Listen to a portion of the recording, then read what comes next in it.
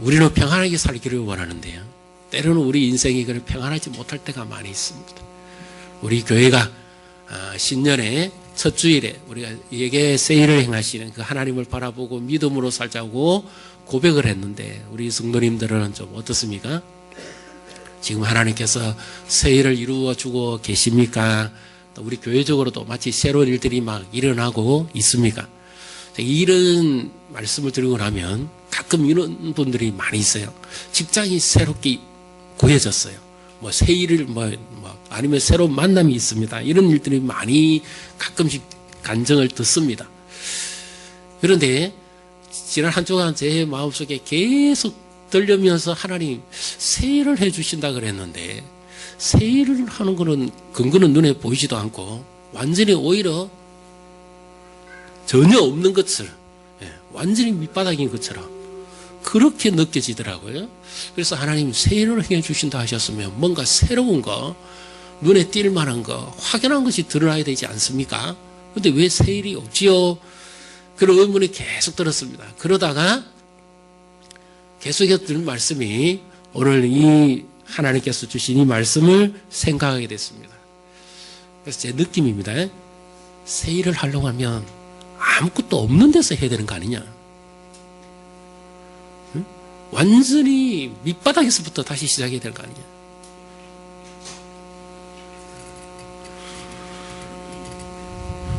오늘 우리가 읽었던 이 말씀은 야고보, 주의 형제 야고보라고 되어 있습니다. 고린도서 15장에도 부활하신 예수님을 만난 바울이 증언할 때 주의 형제 야고보니까 예수님의 육신의 동생 야고보를 말하는 거죠. 그리고 야고보는 장로이기도 합니다. 그리고 그는 예루살렘 공회가 벌어졌을 때 사도행전 15장에서 아주 중요한 결정권을 가지고 이방인들도 과연 생명 얻는 구원을 하나님이 주셨는가 하는 그 문제를 베드로가 이방인 고넬료 집에서 복음을 전할 때 성령이 임했다는 것과 또 바울과 바나바가 이방의 땅에 가서 복음을 전했을 때 그들이 많이 회개하고 예수님께로 돌아오더라 하는 열매를 가지고 증언했을 때 이 문제의 결정을 누가 해결하는가 하면 바로 이 야고보 장로가 해결합니다. 그래서 이방인에게도 하나님께서 생명 해결을 주셨고 그리고 이제 우상을 멀리하고 음행을 멀리하고 그 짐승을 먹는데 목매어 죽인 피채 먹지를 마라 하는 세 가지 결정을 내립니다. 그래서 이 교회의 중요한 문제를 해결해가는 성숙의 척도에 누가 쓰는가 하면 바로 야고보 장로가 쓰게 되지요. 그가 성령의 감동으로 그 당시에 흩어져 있는 디아스포라 이 초대교회 성도들에게 이 말씀을 전합니다. 그들은 지금 어떤 형편에 있습니까? 여러 가지 시련과 시험 속에 그들은 연단에 처해 있습니다. 그러면서 여러 가지 시험을 만나거든 온전히 기쁘게 여기라. 참 이해가 잘 안 될 부분이 많습니다. 시험을 만나거든 왜 기뻐해야 됩니까? 시험을 안 당하는 것이 기쁘죠. 그런데 도무지 우리가 알지 못하는 말씀을 이 말씀에서 계속해서 합니다. 그리고 인내를 온전히 이루라. 그리하면 너희가 조금 더 온전하고 부족함이 없이 준비가 될 것이다. 이렇게 거듭거듭 지금 말씀을 하고 있습니다. 그렇다면 여기서 하나님은 무엇을 말씀하시기를 원하실까요?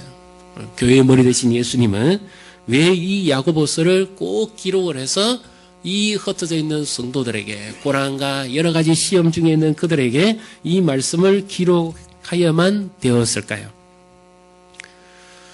어떻게 보면 그들의 문제를 풀 수 있는 비밀이 여기 오늘 이 말씀에 담겨져 있습니다.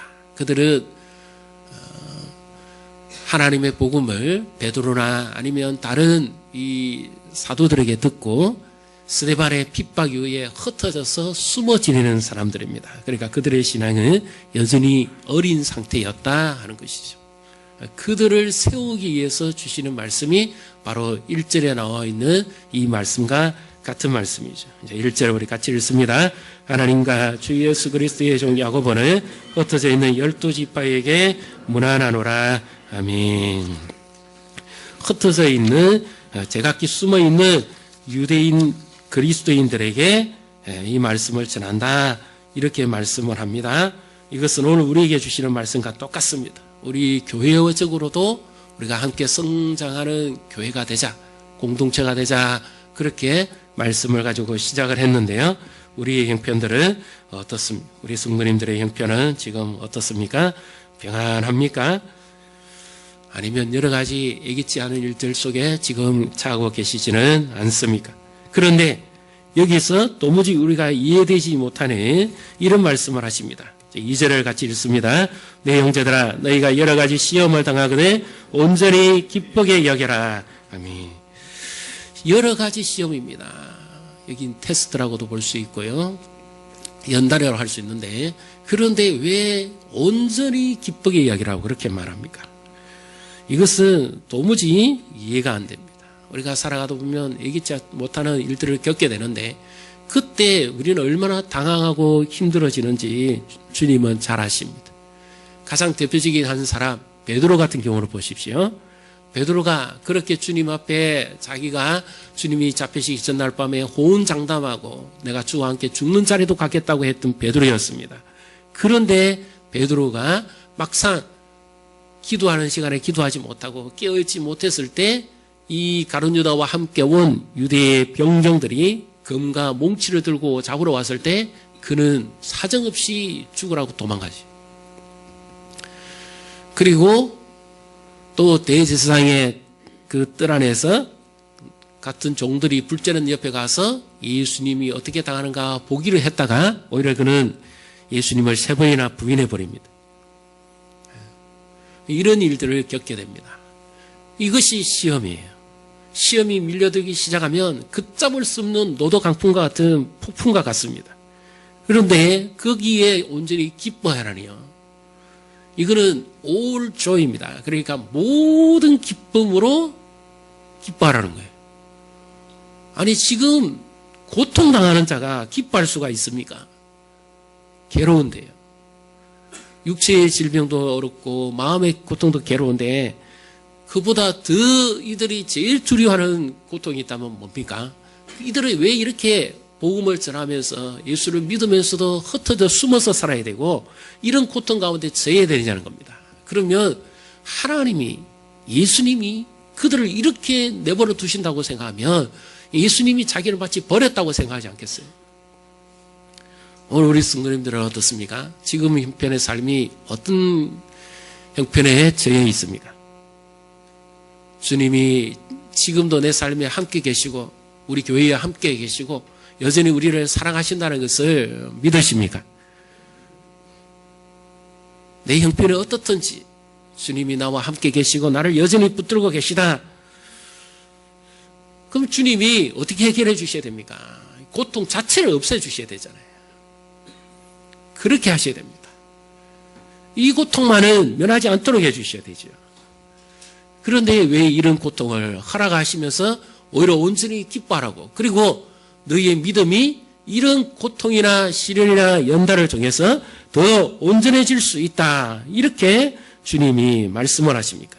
이것은 도무지 우리로서는 이해가 안 됩니다. 괴로운 일은 빨리 끝나는 것이 좋습니다. 인내할 필요가 없습니다. 당장 문제가 해결되는 것이 은총이죠. 인내하는 것이 무슨 은총입니까? 빨리 해결되는 것이 좋지요. 3절입니다. 3절을 같이 읽습니다. 이는 너희 믿음의 시련이 인내를 만들어내는 줄 너희가 알미라. 아멘. 자, 여기에 인내를 온전히 이루라. 너희 믿음의 시련이, 연단이, 그래서 비로소 어떤 더 나은 결과물을 나타낼 수 있을 것이다, 이렇게 지금 말씀합니다. 그리고 여기에 인내는 우리 인간적인 사람의 인내가 아니에요. 누구의 인내일까요? 이들이 지금 흩어져서 숨어 삽니다. 온갖 고난과 어려움과 힘든 형편에 있고 영적인 지침과 피곤함 속에 있습니다. 그래서 이 야고보서의 말씀을 통해서 주님이 그들을 위로하시는데 깊이 생각해 보라. 인내가 그냥 생겨지는지. 히브리서 12장 2절에 믿음의 주여 온전케 하신 예수 그리스도를 깊이 생각해보라. 바라보자. 그 말씀이거든요. 그래서 여기 온전케 한다. 이 텔레오스 완성시킨다. 성숙시킨다 하는 그런 의미가 있습니다. 그러면 여기 인내는 누구 인내를 말할까요?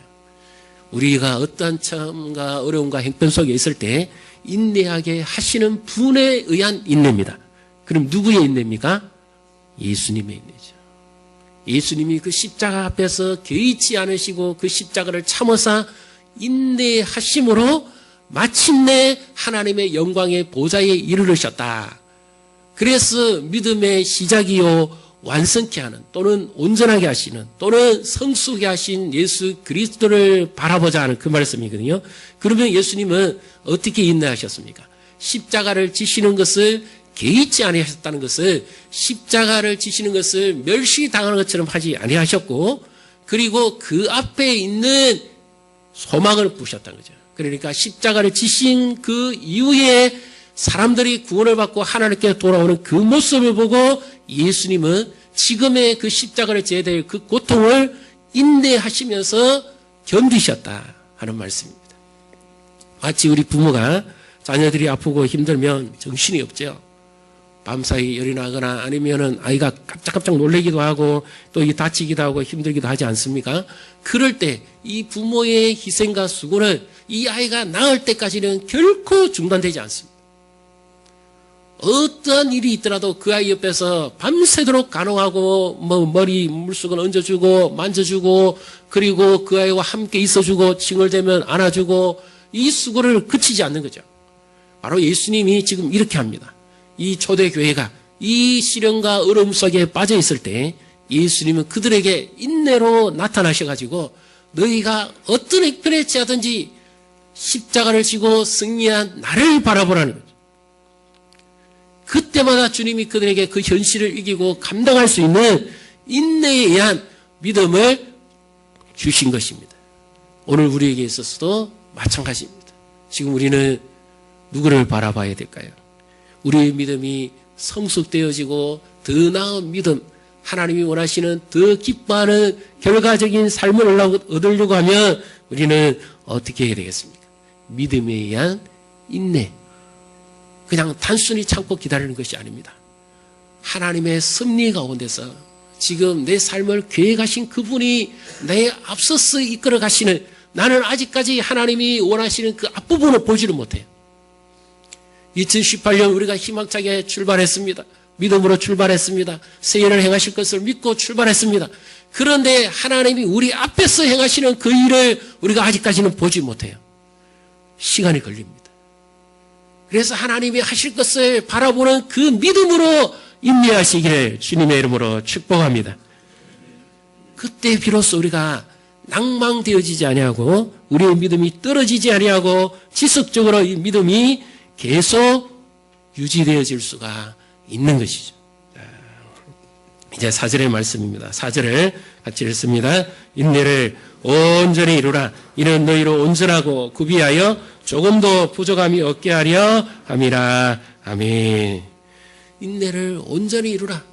이 말씀도 역시 계속해서 예수 그리스도를 바라보는 그 믿음을 지속적으로 인내하면서 가져라 하는 그와 같은 말씀입니다. 그렇게 할 때에 우리 자신도 모르게 믿음을 붙잡고 인내하고 주님 앞에 며 달리는 그 순간에 주님께서 우리에게 주시는 것이 바로 그 현실 속에서 이길 수 있는 믿음을 주시는 거죠. 우리가 왜 믿음으로 기도해야 됩니까? 지금 당장 문제가 해결되지 않아도 기도는 내 영혼을 위해서 먼저 기도해야 됩니다. 우리는 기도를 청구서로 많이 생각합니다. 물론 그 부분도 있습니다. 그러나 성경의 기도에 더 중요한 믿음의 기도는 바로 내 영혼을 위해서 기도하는 것입니다.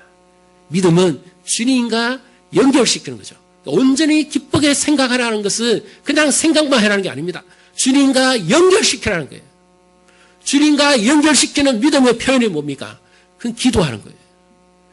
내 영혼을 주님이 붙잡아 주시기를, 내 영혼이 낭망하지 않기를, 내 영혼이 믿음에서 떨어지지 않기를 지속적으로 기도하라는 거죠.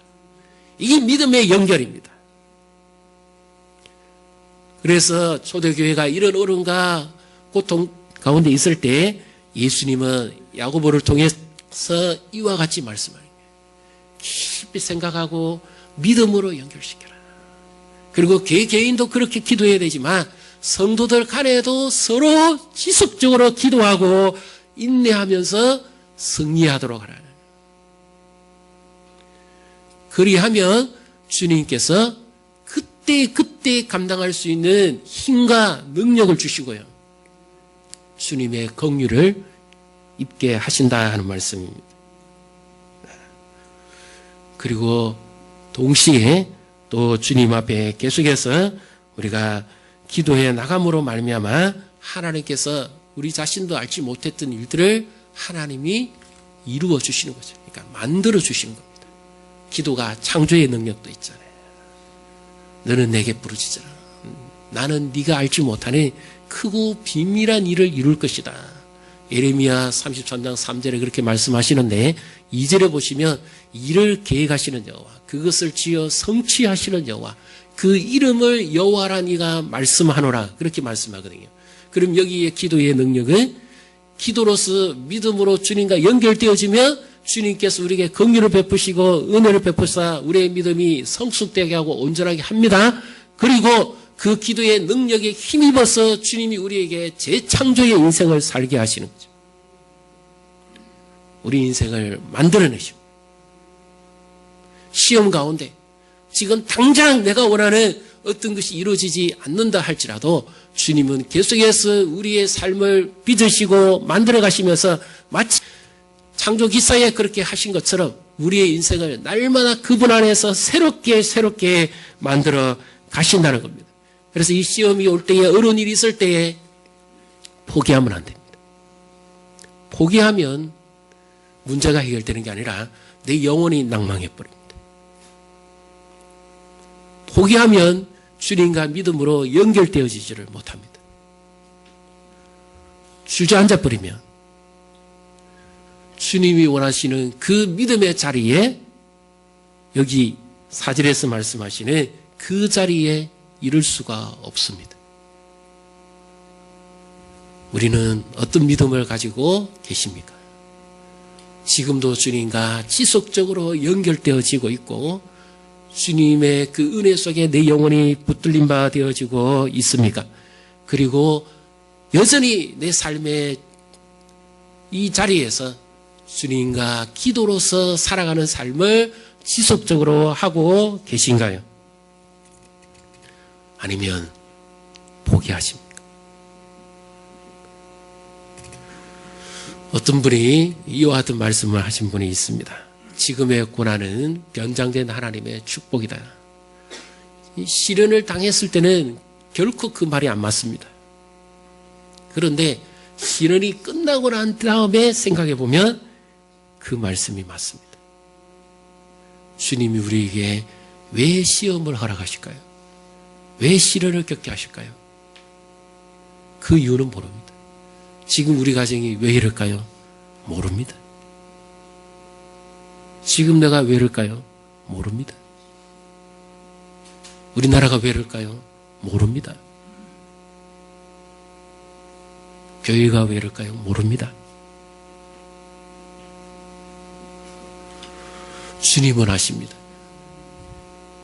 그런데 왜 이런 일을 겪게 하실까요? 오늘 말씀에 의하면 더 나은 믿음을 위해서입니다. 주님이 나에게 더 나은 믿음을 요구하고자 하실 때 온전히 주님만 의지하도록 하시기 위함이죠.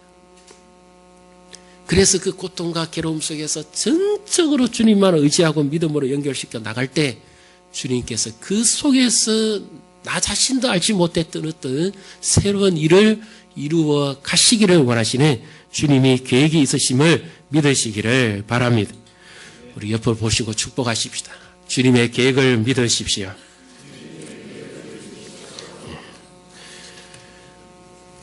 그래서 주님이 나를 향한 계획 속에서 내 삶은 있습니다.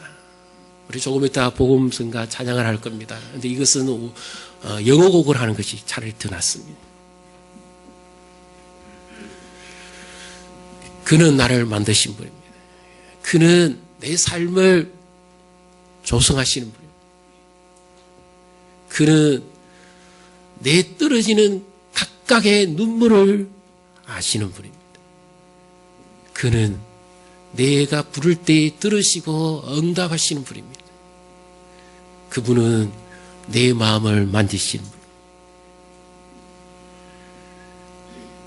바로 그분이 나를 아시고 그분이 나와 함께 하신다는 것을 바로 고백하는 그와 같은 곡이 있습니다.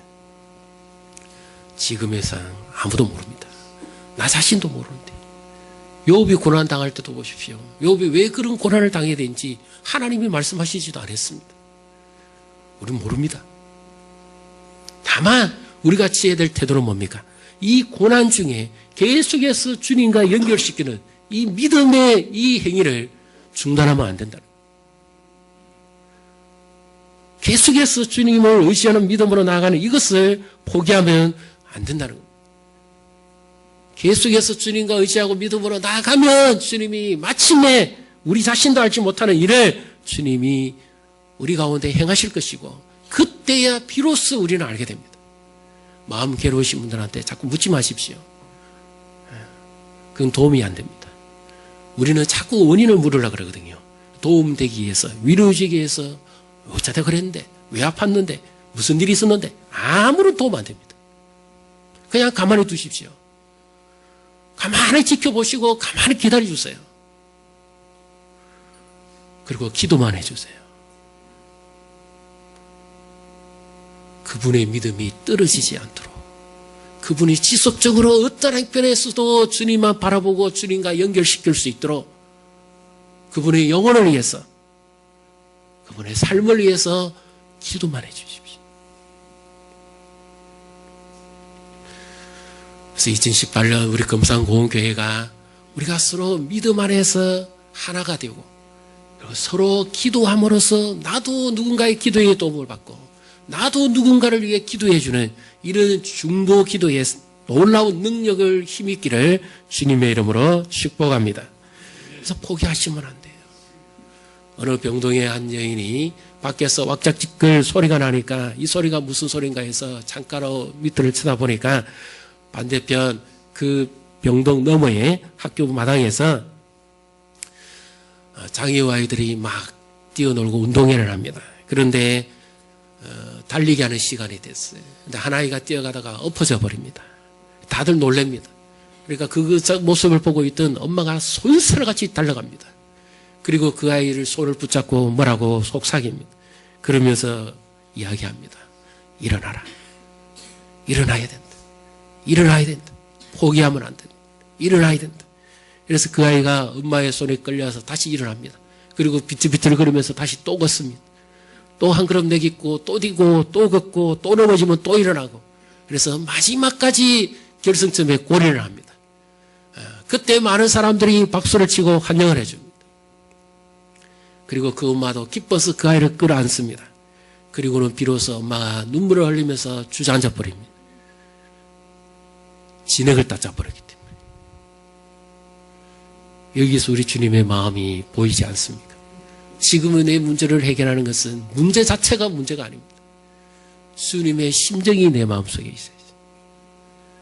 우리가 넘어질 때 다시 찾아오셔서 일어나라. 인내하라. 나를 바라보라. 다시 걷자. 포기하면 안 된다. 내가 너 앞에 새로운 길을 준비하고 있다. 여기서 주저앉으면 안 돼. 다시 가야 돼. 믿음의 손을 내밀고 주께서 우리 앞에서 이렇게 이끌어 가시는 그 주님의 손 의지하시고 다시 우리 앞에서 하나님이 우리의 삶을 계획하시고 인도해 가신 그것을 바라보고 지속적으로 달려감으로 우리 자신의 믿음도 성숙됩니다. 주님께서 이렇게 하신 말씀이 뭡니까? 이들을 해롭게 함이 아니라 마침내 이 시련의 연단을 통과하고 나면 우리의 믿음은 분명히 성숙되어 있습니다. 이것이 주님께서 우리에게 주시고자 하는 또 하나의 은총입니다. 내 믿음이 지금보다는 분명히 어떤 이 시험의 불을 통과하고 나면 성숙되게 돼 있어요. 우리 믿음이 하루아침에 바로 안 자라잖아요. 구원받은 이후에 우리의 믿음이 자라가는 것은 분명히 하나님의 섭리 안에 있습니다. 어쩌면 주님께서 지금 내 믿음을 성숙시켜주고 내 믿음을 더 회복시켜서 지금까지 내 자신도 알지 못했던 어떤 인생의 문제를 해결하시기 위함인 줄도 모르지 않습니까? 내가 믿음이 부족했기 때문에 그 문제가 해결되지 않았을 수도 있지 않았을까요? 계속해서 주님을 의지하는 이것을 지금 하지 못했기 때문에 내가 문제 속에 지금 빠져 있을 수도 있지 않습니까?